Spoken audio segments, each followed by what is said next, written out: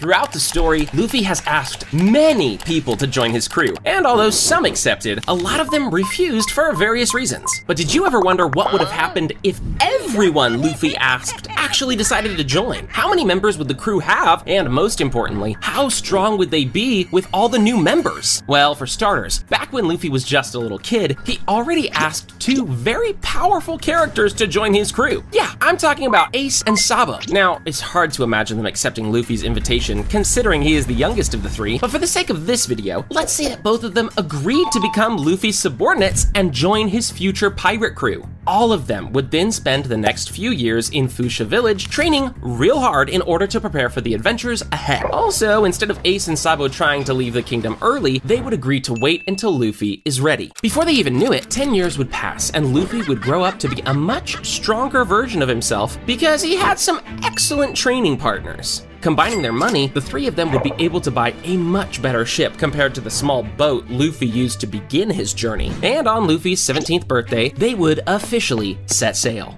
They would be mostly fine up until they encounter the giant whirlpool. Since none of them really know how to navigate, they would most likely adopt the same dumb strategy as Luffy did in the main story, which is hiding in a barrel and hoping for the best. So instead of finding one barrel, the Alvida pirates would wind up finding 3 barrels and bringing them onto their ship. The 3 brothers would then jump out of the barrels and absolutely destroy Alvida and her crew, leaving Kobe in shock. The 3 of them, along with Kobe, would then arrive at Shell's Town. Here they would split up in order to carry out their own goals. Luffy would focus on helping Kobe get enlisted into the Marines, Ace would look for information on their next destination, while Sabo would work on buying supplies. While trying to help Kobe, Luffy would soon meet Zoro, and same as in the original story, he would decide to free him and invite him into his crew. Ace and Sabo wouldn't be too happy about Luffy recruiting random people he just met, but they would know there's no point in trying to change his mind. So with Kobe left behind, all 4 of the Straw Hats would head for Orange Town. Since Ace asked around, he'd be aware of Buggy's presence on the island even before they arrive. From here on, this arc would go pretty much the same, with the crew easily defeating Buggy and recruiting Nami. Now, before the crew continues to Syrup Village, there's one more place the crew needs to visit first, the Island of Rare Animals. Now, you may be wondering, why are we even covering this island? It's basically only one episode where nothing interesting happens. And although that's true, the important thing here is that Luffy actually asked Gaimon to join his crew. So